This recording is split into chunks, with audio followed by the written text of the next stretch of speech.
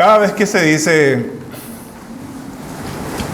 una exposición fiel de la palabra de Dios, es todo un desafío.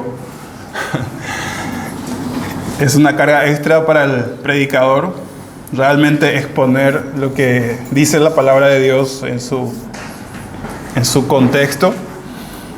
Y en esta mañana vamos a seguir con la segunda parte del sermón titulado No hay gloria sin cruz. No hay gloria sin cruz.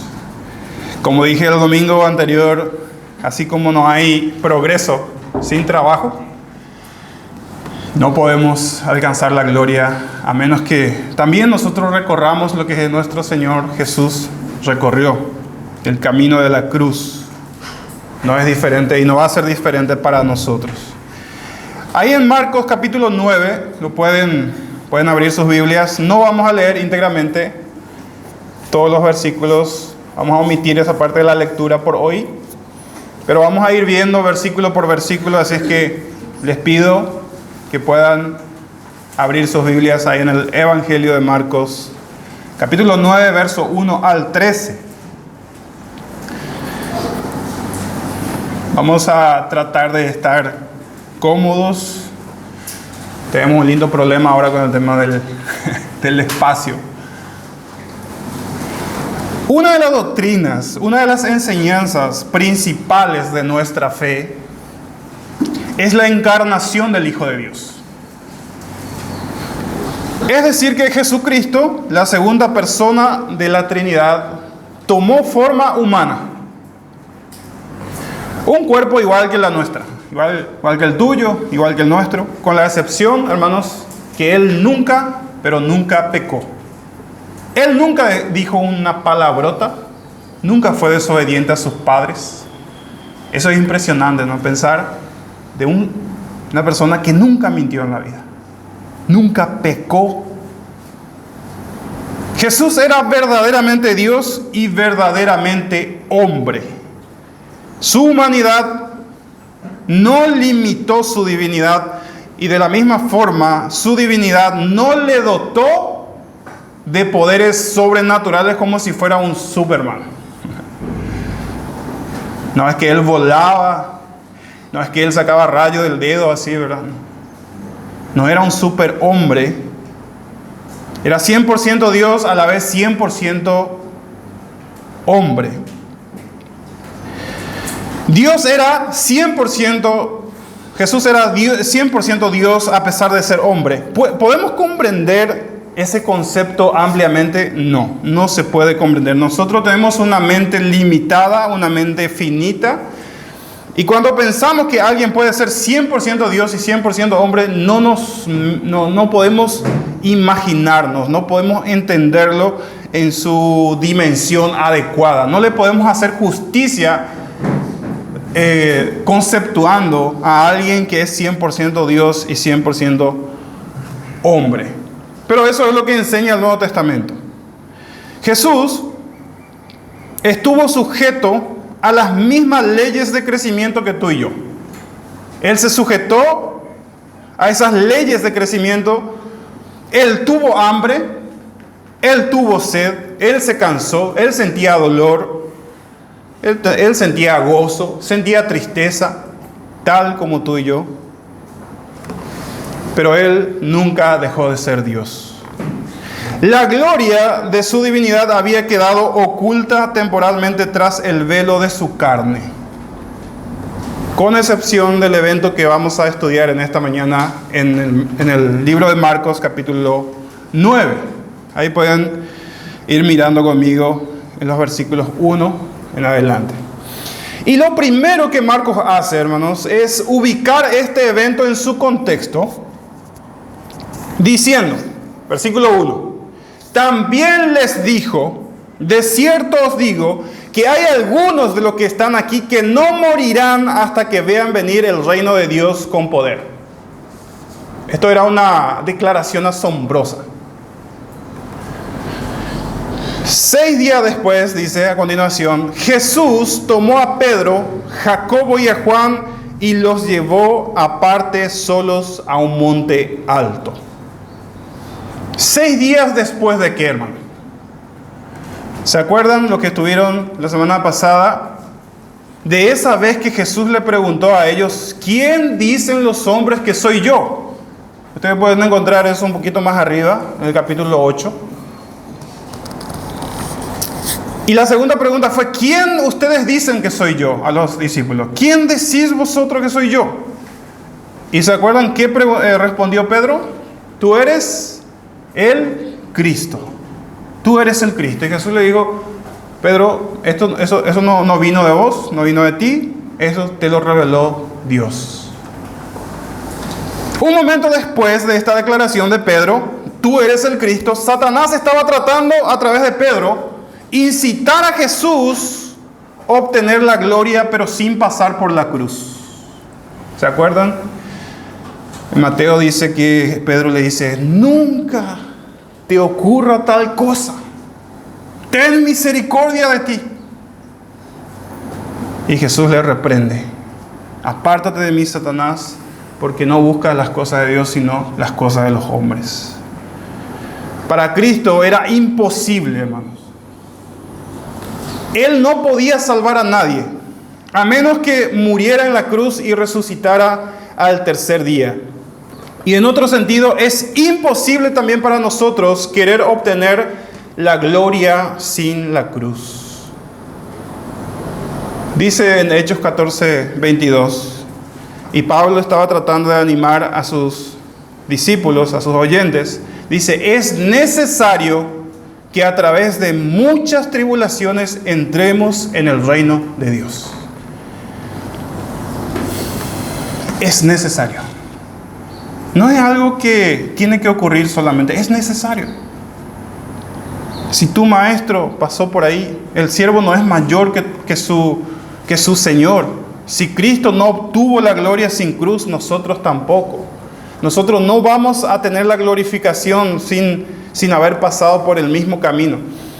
Volvamos al versículo 1, porque la declaración que Jesús hizo ahí prepara el camino para la transfiguración, que vamos a ver más adelante. Cristo dice que algunos de los que estaban ahí no morirían antes de ver el reino de Dios venir con poder. ¿A qué se refería Jesús? ¿Acaso estos tres iban a ser arrebatados también como Elías? Estos tres, Santiago, Pedro y Juan, iban a tener una probadita, un destello, un anticipo de la gloria venidera en Cristo que Él posee como Rey y que se va a manifestar plenamente cuando Él regrese en su segunda venida. Para pagar, dice Mateo 16:27, para pagar a cada uno según sus obras. Versículo 2. 6 días después de esa conversación, ya mencionamos eso. 6 días después tomó a Pedro, Santiago y Juan y se transfiguró delante de ellos. Y la palabra transfigurar es una palabra griega que muchos de nosotros conocemos como metamorfosis, una transformación. Es decir, que Jesucristo tuvo un cambio de forma. Dice Lucas 9:29, el relato paralelo, y entre tanto que oraba, dice Lucas, la apariencia de su rostro se hizo otra. Es como que comenzó a resplandecer el rostro de Jesús, dice, desde el punto de vista de Lucas, desde el relato de Lucas, él lo vio así a Jesús en ese momento. Sabemos que las mejores películas a estrenar siempre tiran un tráiler antes, ¿verdad? Un tráiler, un adelanto de algunas escenas para atrapar nuestro interés y nuestra imaginación. Estos días estaba mirando el tráiler de La Pasión de Cristo 2 y va adelantando algunas cosas que en la película se va a desarrollar. Más o menos pasó esto con estos tres discípulos. Jesús comienza a mostrarle algo, un adelanto de una majestad o de la majestad y la gloria que Dios tiene en sí mismo. El Señor no quiso que esa noche hubiera más personas ahí por varias razones. ¿Por qué eligió solamente a 3? Bueno, eso tiene una explicación. Primero, la ley de Moisés decía que todo asunto debía ser confirmado por boca de 2 o 3 testigos. Por eso eligió 3. Jesús no hacía nada al azar. Segundo, estos 3 pertenecían al círculo íntimo de Jesús. Y tercero, porque estos 3 iban a tener un papel protagónico, fundamental y crucial en el establecimiento de la primera iglesia. Por otro lado, si este evento hubiera sido público, si toda la multitud hubiera visto la transfiguración de Jesús, lo iban a querer hacer rey. Y eso Jesús no quería, porque no vino para ser rey aquí en la tierra. Por eso, en el versículo 9 de nuestro texto, les prohíbe tajantemente a estos discípulos que contaran a otros lo que vieron esa noche. No le cuenten a nadie lo que vieron hoy de noche. ¿Hasta qué? Hasta que el Hijo del Hombre resucite de los muertos. Habíamos hablado el domingo pasado de que Él prohibía porque no se iba a contar toda la historia si ellos comenzaban a contar solamente la parte milagrosa de Jesús. Entonces Jesús les decía, esperen que la obra se complete y después cuéntenles a la gente lo que ustedes vieron. Entonces dice versículo 9, saltamos un ratito ahí, y descendiendo del monte les mandó que a nadie dijesen lo que habían visto. ¿Qué habían visto ahí? Vamos a ver enseguida. Hasta que el Hijo del Hombre resucite de los muertos. Volvamos ahí en el versículo 3. Dice, y sus vestiduras se volvieron resplandecientes, muy blancos como la nieve, tanto que ningún lavador en la tierra los puede hacer blancos. Comenzó una transfiguración delante de estos 3. Esta escena que Marcos está describiendo es muy parecida a la escena del Éxodo 24.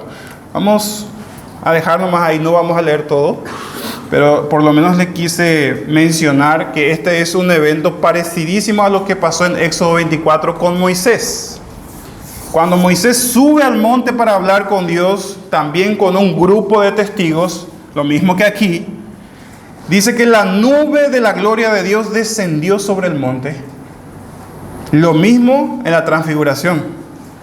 Ellos escucharon la voz de Dios igual que en ese entonces. Más adelante, en Éxodo 34, 29, dice que cuando Moisés bajó del monte, su rostro resplandecía por haber estado en la presencia de Dios. Siempre me impactó esta escena de Moisés cuando él baja del monte. Dice que su rostro resplandecía, tenía como una luz saliendo de su rostro después de haber estado en la presencia de Dios. Es lo que pasa, hermanos, cuando nos exponemos a la presencia de Dios. ¿Qué pasa con nuestra actitud? ¿Qué pasa con nuestras prácticas, con nuestros hábitos? ¿Qué pasa con nuestras palabras, con nuestra misma apariencia cuando nosotros nos exponemos a la palabra de Dios? Tal vez no salga una luz de tu rostro, pero sí la gente va a ver una diferencia, porque el que está en la presencia de Dios, el que se expone a su palabra, tiene un efecto, siempre tiene un efecto en esa persona, sobre su carácter, sobre sus hábitos, sobre sus palabras. Estos dos incidentes fueron muy similares, pero hay una gran diferencia. Moisés reflejaba la gloria de Dios, así como la luna refleja la luz del sol. Pero en el caso de Jesús, de él mismo salió una luz. Esa luz resplandeciente no es que una luz le estaba proyectando a Jesús, sino de Jesús mismo comenzó a salir una luz. Ustedes sabían que la luna la luna no tiene luz propia, sino que él está reflejando simplemente la luz del sol. Y muchos poetas comienzan a hacerle poesía a la luna, ¿verdad? Le alaban a la luna por la belleza Pero él no es luz propia del que está mostrando, sino la luz del sol. Lo que pasó acá con Moisés fue lo mismo. Él estaba reflejando simplemente la luz de la gloria de Dios, pero no es que salía de él. Mateo 17:2 también dice que su rostro resplandeció como el sol. Intenten mirar al sol algunos segundos. No van a poder, ¿verdad? Mateo, cuando relata esta experiencia con Jesús, él dice, nosotros vimos a Jesús que su rostro resplandeció como el sol. Dice en Hechos, o en Hebreos, capítulo 1, verso 3, que Cristo es el resplandor de la gloria de Dios. ¿Cómo nosotros vemos la gloria de Dios? Lo vemos a través de Jesucristo, porque Jesucristo es el resplandor de la gloria de Dios. Eso fue precisamente lo que estos tres vieron esa noche. Pudieron ver unos segundos a Dios a través de Jesús. Más adelante, cuando Pedro describe en su carta, les dice a sus lectores, nosotros vimos con nuestros propios ojos su majestad. Nosotros fuimos testigos de esa transfiguración. Nosotros vimos que Él es Dios. Al tratar de animar a sus lectores, también Pedro dice, nosotros fuimos testigos. No le estamos contando algo que alguien nos contó. Nosotros fuimos testigos. Cristo es el Hijo de Dios. Él es Dios. Ahora, ¿por qué Jesús se llevó a estos tres? ¿Cuál fue el propósito? Algunos comentaristas dicen que era para confirmar y fortalecer la fe de ellos que todavía no eran capaces de entender lo que 6 días antes habían escuchado. ¿Y qué habían escuchado 6 días antes? Que el Mesías tenía que sufrir mucho y morir. Y eso ellos no lo podían entender. No les cuadraba, no le entraba en la mente cómo puede ser que Dios o el Mesías tiene que sufrir y morir en una cruz. No tenía lógica. No tenía sentido para ellos. Y es aquí que entra en escena 2 figuras más en la transfiguración. Quiero que se ubiquen en su mente en ese monte. Ahí está Jesús, está Santiago, Pedro y Juan viendo algo extraordinario. Y de repente, dice el versículo 4, y les apareció Elías con Moisés que hablaban con Jesús. Debemos suponer que los discípulos estaban ya bastante asustados, bastante sorprendidos. Ahora aparece Elías y aparece Moisés hablando con Jesús como si fuera la cosa más normal. Y ahora la pregunta es, ¿por qué Moisés y Elías? ¿Por qué no Isaías y Daniel? ¿Por qué no Jeremías y Ezequiel? ¿O por qué no Abraham y David? ¿Por qué? ¿Por qué Elías y Moisés? Esto tiene una explicación importantísima, hermanos, que debemos captar. Tenía que ser Moisés y Elías porque ellos representan las 2 grandes divisiones del Antiguo Testamento: la ley y los profetas. Moisés, de parte de Moisés, la ley, y de parte de Elías, los profetas. Elías es el primer profeta de una línea de profetas que iba a enviar Dios para llamar al arrepentimiento al pueblo de Israel. Fue a través de Moisés que Dios reveló la ley al pueblo de Israel en el monte Sinaí. Y Elías fue el primer profeta enviado por Dios para llamar al pueblo de Israel al arrepentimiento y a la fe. Y tanto la ley y los profetas apuntaban a Cristo. Entonces ahí encontramos la explicación del por qué apareció Moisés y por qué apareció Elías junto con Jesús. Hay una escena también en Lucas 24 donde los discípulos iban caminando muy tristes por la muerte de Jesús.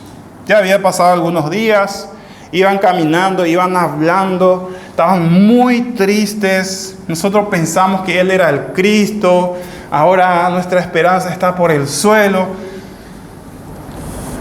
Y en ese capítulo dice que de repente Jesús mismo se aparece y comienza a caminar con ellos. Pero la Biblia dice que ellos no lo reconocieron porque sus ojos estaban velados. En una parte Cristo les dice: oh insensatos y tardos de corazón, para entender lo que los profetas han dicho. Y dice que comenzando desde ¿qué libro? Comenzando desde Moisés y siguiendo por los profetas, le declaraba que esto era necesario que ocurra. Era necesario. Estas personas estaban muy tristes porque ellos dijeron: nosotros pensamos que Cristo era la solución, pero lo mataron, está muerto. Eres tú el único que no sabe lo que pasó en Jerusalén, le dice. Y ahora, para reforzar esta idea, miren cómo termina el Antiguo Testamento en Malaquías también. Sigan con su dedo en Marcos 13, no vamos a movernos de ahí, pero algunos versículos les voy a compartir de otros libros.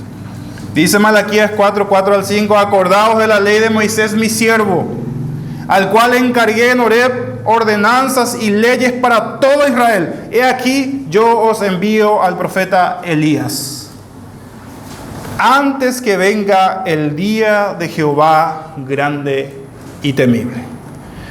Ahí entonces vimos dos textos que nos explican mejor del por qué apareció ahí con Jesús, Moisés y Elías.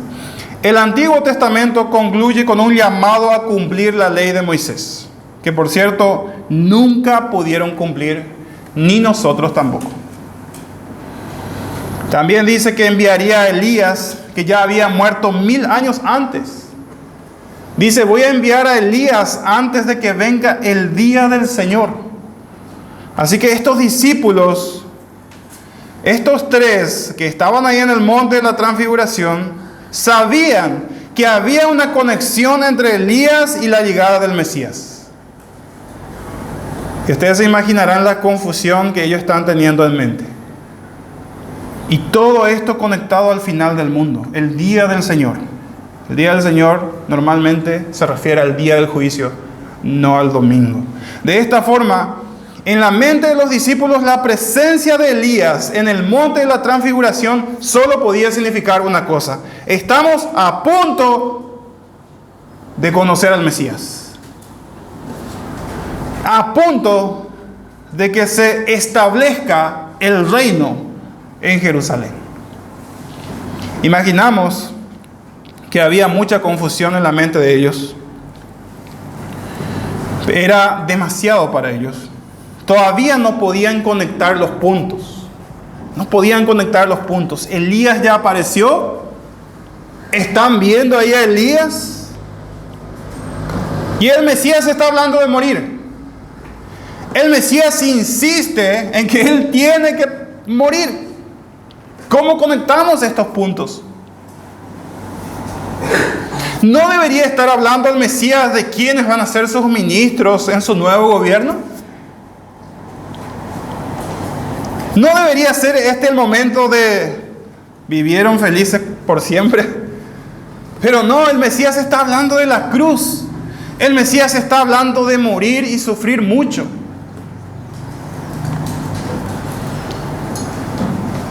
En nuestro contexto, en nuestro texto no aparece, pero en Lucas 9:31 dice de qué temas estaban hablando Elías y Moisés con Jesús, porque dice el texto, nuestro texto, que estaban hablando con Jesús, pero ¿qué estaban diciéndole a Jesús? Y Lucas 9:31 nos aclara qué era la conversación de Elías y Moisés con Jesús. Dice que hablaban de su partida, que Jesús iba a cumplir en Jerusalén. Hablaban de su partida. Y esta palabra partida, hermanos, escuchen, es la palabra éxodo. Hablaban de su éxodo, de su partida en griego.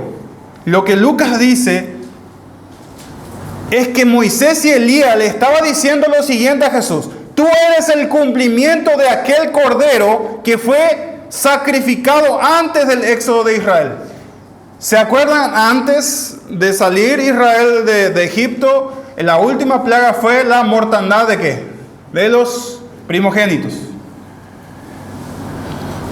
Y Dios le dice a ellos: todos aquellos que sacrifican un corderito y pinten su dintel, su puerta con la sangre de este cordero, el ángel de la muerte no les va a tocar.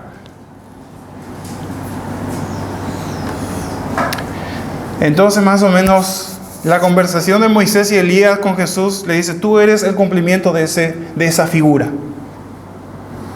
Y tú tienes que hacer tu éxodo, tú tienes que partir. Cuya sangre de aquel cordero protegió de la muerte a todos aquellos que pusieron por su puerta. Y cuando Juan el Bautista ve llegando a Jesús en su bautismo, ¿qué dice Juan el Bautista? He aquí el Cordero de Dios que quita el pecado del mundo. No había caso. No había un plan B para Jesús. ¿Y ustedes se acuerdan de la oración de Jesús en el monte? Padre, si es posible, que pase de mí esta copa. Pero si no, hágase tu voluntad. Como que Jesús mismo dice: no hay otro camino, Señor. No hay otra forma de hacer esto. Y Dios le dice: no. El camino es la cruz. El camino es la sangre. Él tenía que derramar sangre. El libro de Hebreos habla de que sin derramamiento de sangre no hay remisión de pecado. No hay remisión de pecado. Tenía que derramar sangre para ser salvador de todos aquellos que depositan su fe en Jesucristo. Ese día, estos tres, Santiago, Pedro y Juan, en el monte de la transfiguración, vieron la gloria de Dios en Jesús y al mismo tiempo escucharon a Moisés y Elías confirmando lo que Jesús ya venía diciéndoles: tengo que morir, tengo que sufrir mucho. Y como dije el domingo anterior, como que ellos obviaron esa parte donde Él les dijo: después de 3 días voy a resucitar. La gloria y la cruz en un mismo cuadro, uno al lado del otro. Los discípulos tenían que entender que ese siempre fue el plan desde la eternidad.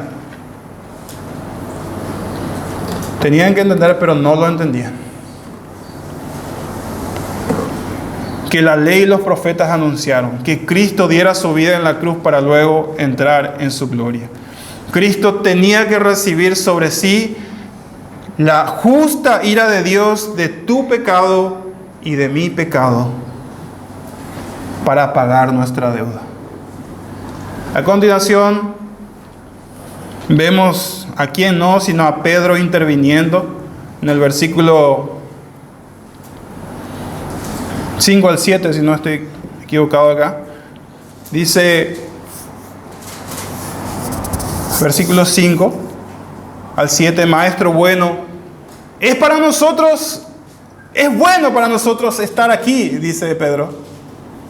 Hagamos 3 enramadas, una para ti, y otra para Moisés y otra para Elías. Y dice el verso 7: porque no sabía lo que hablaba, pues estaban espantados.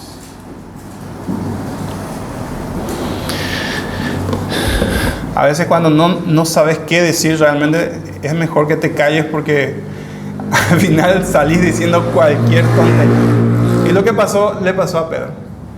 Él no sabía lo que hablaba, simplemente ensayó una conversación ahí. Cuando vieron todo lo que acababa de suceder, Pedro comenzó a hablar cualquier cosa. Comenzó a hablar estupideces, como se dice. Él volvió a indicar a Jesús que sería mejor quedarse aquí, a vivir con Elías y Moisés en una choza. Él quería congelar ese momento. ¿Por qué no nos quedamos acá a vivir con ustedes, con estos 3? ¿Por qué ir a la cruz?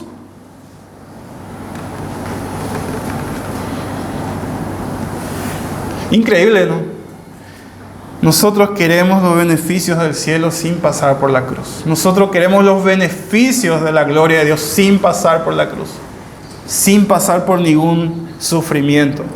¿Acaso no acababan de escuchar que no puede haber gloria sin cruz?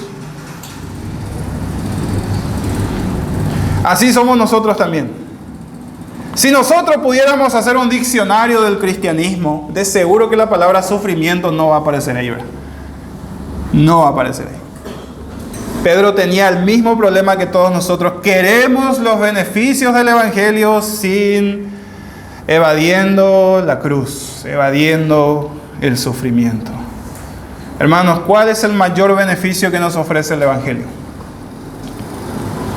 ¿Cuál es el mayor beneficio que te ofrece el Evangelio? Bueno, algunos podrán decir el perdón de pecados. Sí, es cierto, pero eso todavía queda corto. Pero el mayor beneficio que el Evangelio nos da a nosotros como hijos de Dios es Cristo mismo. Es Él mismo. Y a través de Él tener comunión con el Padre. Ese es el mayor beneficio del Evangelio. La posibilidad de tener comunión con Dios a través de Jesucristo. Sí, tenemos un perdón de pecados, es bueno, pero eso no es lo principal. Eso es una añadidura de nuestra comunión con Dios. Pedro quería, como dije, congelar ese momento de gloria que acababan de vivir. Ellos acababan de sentir lo que es estar en el cielo. Imagínense.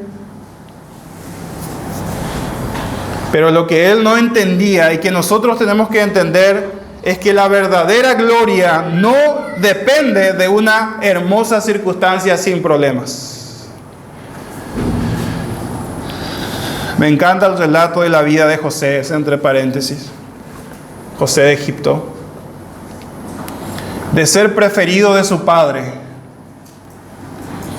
pasó a ser tirado en un pozo por sus hermanos. Lo sacan del pozo y es vendido como esclavo. De ser esclavo, de ser encarcelado injustamente. Y de la cárcel a ser segundo de Faraón. Pero ¿saben qué dice la Biblia? Que nunca cambió. Dios estaba con él. Y eso es lo que nosotros tenemos que buscar. Nosotros, nuestra circunstancia va a ir subiendo y bajando. Pero el beneficio del Evangelio para el Hijo de Dios es que Dios estará con nosotros. Dios estará con nosotros.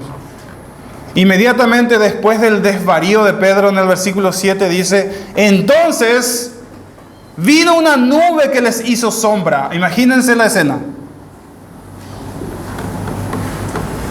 Y desde la nube una voz que decía: este es mi Hijo amado, a Él oíd.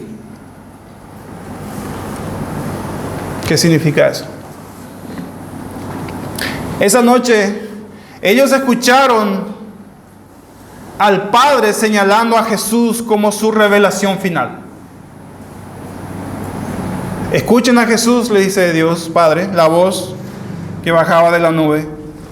Esto era importante porque los judíos se jactaban de cumplir la ley de Moisés. Y tenían en alta estima a Elías, a los libros de los profetas. Y en esta escena Dios acaba de certificar a Jesús como único medio de salvación. Dice el verso 8: y luego, cuando miraron, no vieron más a nadie, sino a Jesús solo. Ya no Moisés, ya no Elías, dice Dios. Jesús, a Él oíd, a Él escuchen. Él es mi revelación final. Pero increíblemente los discípulos todavía no entendían bien. Porque después que en el verso 9 Jesús les prohíbe hablar de este evento, sino hasta después de su resurrección, en el verso 10 dice, vean ahí en el verso 10, y guardaron la palabra entre sí, obedecieron. Pero estaban discutiendo de qué sería aquello de resucitar de los muertos. ¿Qué sería aquello de resucitar de los muertos? ¿Qué quiso decir Jesús? Ellos todavía no entendían. Ellos discutían entre sí diciendo, pero Dios no puede morir. Él acaba de decir que acabamos de escuchar que Él es el Cristo, que Él es el Mesías. ¿Cómo puede ser que Él muera? ¿Qué quiso decir con eso? Todavía están preguntándose. No terminaban de entender esto.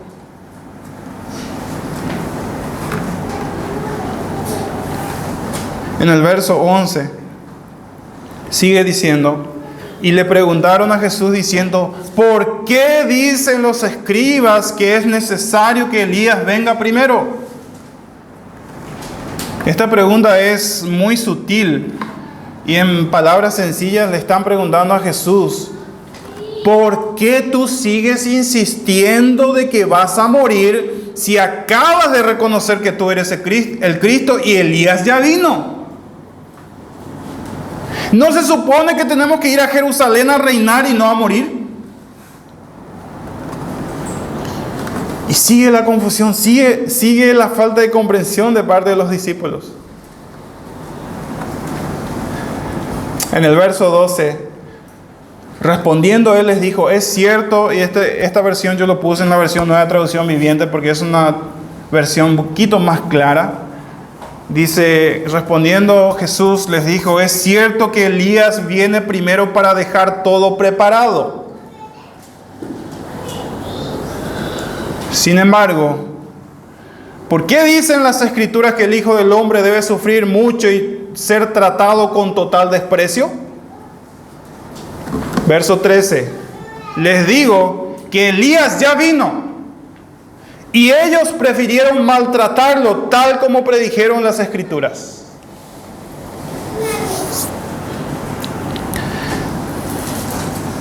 Hermanos, no se preocupen si no están entendiendo todo lo que estoy diciendo, porque esto es así. Y salió humo de mi cabeza para tratar de hacerlo más entendible para ustedes. En resumen, hermanos, lo que Jesús está diciendo es que los escribas tienen razón en decir que Elías tiene que venir primero. Tienen razón, pero ellos están pasando por alto un montón de textos que hablaban de que el Mesías tiene que padecer y sufrir mucho. Y eso era la única explicación que podemos encontrar, porque ¿cómo es que los líderes de Israel no podían entender que el Mesías tenía que sufrir si estaba escrito que eso iba a pasar? Y la única explicación es que ellos obviaron toda esa parte negativa de la profecía. Simplemente exaltaron esa parte de la profecía que da gusto escuchar. Da gusto escuchar que el Mesías va a venir y va a reinar, pero no da gusto escuchar que el Mesías tiene que venir a morir, a pasar por la cruz y sufrir mucho. Eso no. Ellos pasaron por alto Génesis 3:15. El primer versículo donde la primera vez que se menciona que la simiente de la mujer iba a ser herido. Pasaron por alto el Salmo 22. Pasaron por alto Isaías 53, que habla clarito cómo tiene que sufrir el Mesías.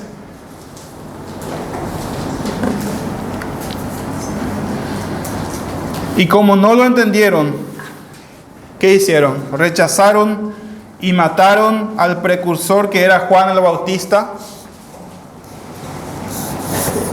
que vino con el espíritu de Elías. Por eso es que Elías ya había venido. Porque Juan el Bautista, dice Lucas 1:17, e irá delante de él con el espíritu y el poder de Elías. ¿En qué sentido venía en el poder de Elías? Juan era igual que Elías en este sentido.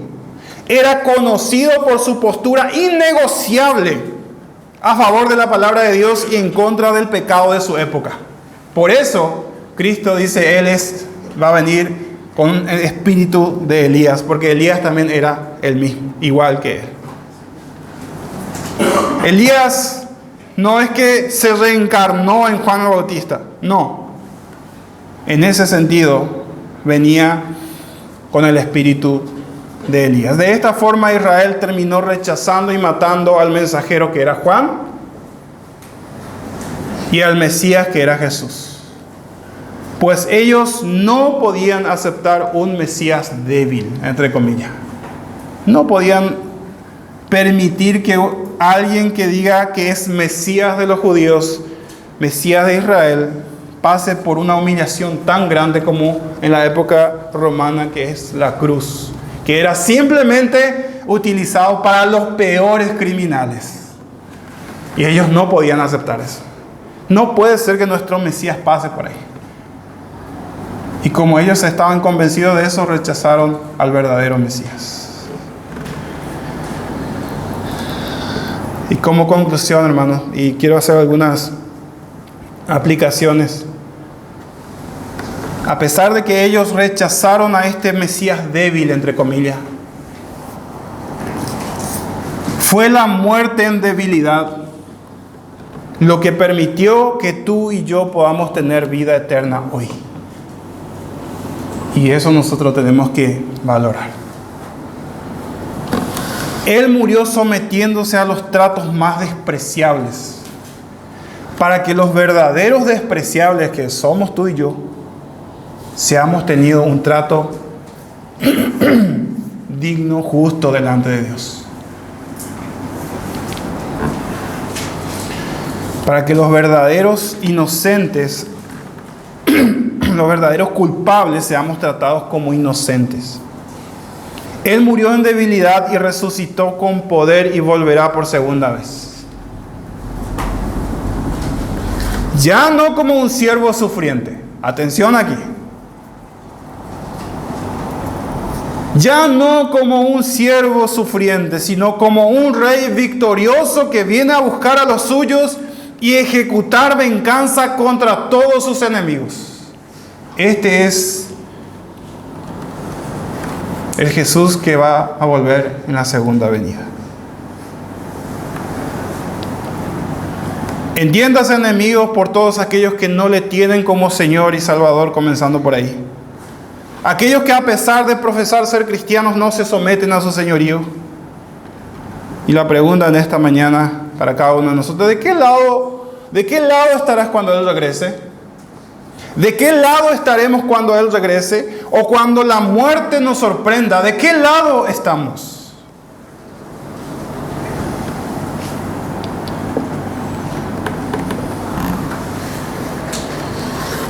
Recuerda, primero la cruz, luego la gloria. Ese es el camino que Cristo trazó para sí mismo y para todos aquellos que lo quieren seguir. Si alguno, dice, quiere venir en pos de mí, niéguese a sí mismo, tome su cruz y sígame. Ese es el camino que debemos recorrer, igual que nuestro Salvador. Dios nos ayude. Dios tenga misericordia de los que estamos aquí en esta mañana.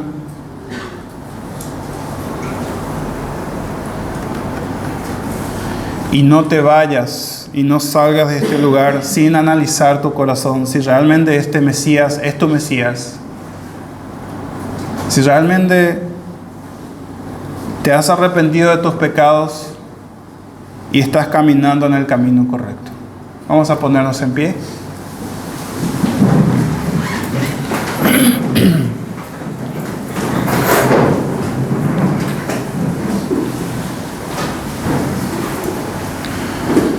Quiero orar con ustedes. Y quiero orar a pesar de que a veces nos cuesta y somos tardos en entender muchas cosas que están reveladas en la palabra de Dios. Dios tiene mucha paciencia con nosotros. Vamos a orar. Dios, te damos gracias por esta hermosa mañana que nos has dado y nos está dando, Señor. Gracias porque en este texto que hemos visto en esta mañana podemos ver que tú eres el Cristo, que tú eres el Salvador del mundo, que tú volverás a llevarte a todos los tuyos a todos aquellos que has salvado, Señor. Y en esta mañana te suplico, Padre, que si alguien en este lugar hoy no te tiene, necesita de salvación, Padre, que tú puedas salvarlos. Que tú puedas obrar convicción de pecado. Que ellos puedan ver que no hay otro camino, que no hay otro nombre dado a los hombres bajo el cielo, sino tu nombre, Jesús el Cristo. Oramos, Padre, en el nombre de Jesús, confiando en tu soberanía. Amén y amén.